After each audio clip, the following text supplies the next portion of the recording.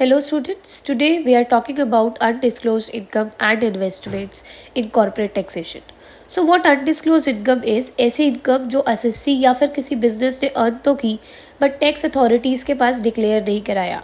इधर आपने उसे इंटेंशनली और अनइंटेंशनली अपनी इनकम टैक्स रिटर्न में भी इंक्लूड नहीं किया।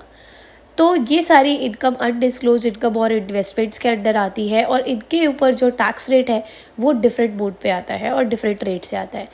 बिकॉज अगर ये इनकम आपने रिटर्न के थ्रू डिक्लेयर की होती या अथॉरिटी को बताया होता तो वहाँ पे आपको जनरल टैक्स रेट देना पड़ता, but since it has come into the picture later on, now इसका जो टैक्स रेट है वो डिफरेंट रेट पे होगा। एंड ऑल्सो वी हैव सब sections under undisclosed income and investment, जिसे मैं पर्टिकुलरली अनडिस्क्लोज इनकम के सेक्शन में डालूंगी।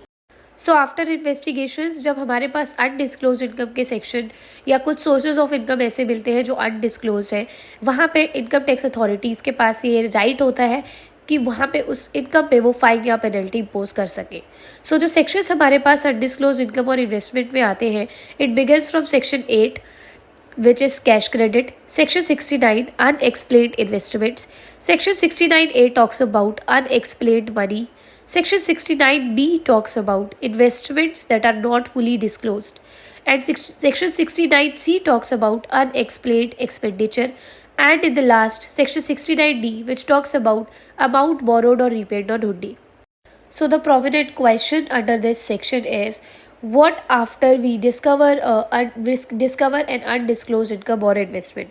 So the repercussion of the same is under section 115 BBE, tax on income referred to in section 68 to section 69D, यानी 68 से लेकर 69D में अगर कोई भी मेरे पास सेक्शन आता है अनडिस्क्लोज इनकम का, तो वहाँ पे जो रेट ऑफ टैक्स है 60% चार्ज किया जाएगा उस इनकम पे, प्लस आफ्टर दैट उस पर सरचार्ज भी लगेगा 25% का, which is followed by a cess of 4%, and the effective rate of tax on undisclosed income comes to 78%. So under all the sections of undisclosed income, अगर आपने वो earning करी है and to earn that income आपके पास कोई भी related expense है and you want that expense to be deducted so that आपकी इनकम थोड़ी कम हो जाए, तो that is also not allowed under this. So deduction in respect of any expenditure और allowance shall not be allowed. Here is an example given कि अगर मेरे को कोई अनएक्सप्लेन्ड इन्वेस्टमेंट मिलती है and it is of 1 lakh, तो उसके ऊपर टैक्स लग जाएगा 60% का अंडर सेक्शन 115 BBE. फिर उसके आप 25% का सरचार्ज लगाएंगे and then cess is of 4%, and the effective tax rate is 78% because total tax in this case has come to 78,000. Now we'll be talking about section 68 which is cash credit. So cash credit में generally क्या होता है, अगर आप bank account में cash deposit कराते हो and which is of significant amount जो जनरली नोटिसेबल है, अगर आप वो कैश डिपॉजिट कराते हो और आपके पास कोई एक्सप्लेनेशन नहीं है रिगार्डिंग दैट कि वो पैसा आपके पास कहाँ से आया जो आप डिपॉजिट करा रहे हो, तो उसे सेक्शन 68 में कैश क्रेडिट मान लिया जाएगा, जिसके ऊपर 60% का टैक्स लगा दिया जाएगा. So this is about section 68 cash credit. So the next section in this is about unexplained investments which comes under section 69.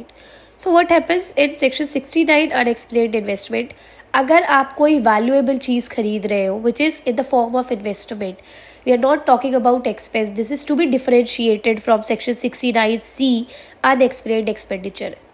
Section 69 में जो खर्चा है it is in the form of investment. May be आप किसी property पे invest कर रहे हो, किसी असेट पे इन्वेस्ट कर रहे हो, but it is not an expenditure.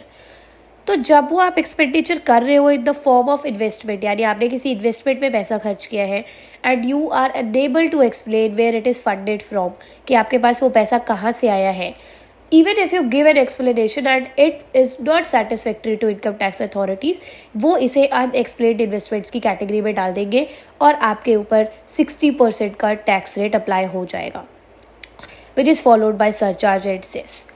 तो unexplained investment and unexplained expenditure में यही डिफरेंस है कि सेक्शन 69 में जो खर्चा हो रहा है it is in the form of investment, आप कुछ इन्वेस्टमेंट कर रहे हो एंड उसका जो सोर्स है फंडिंग का you are unable to explain about that. So for the next we have section 69A unexplained money.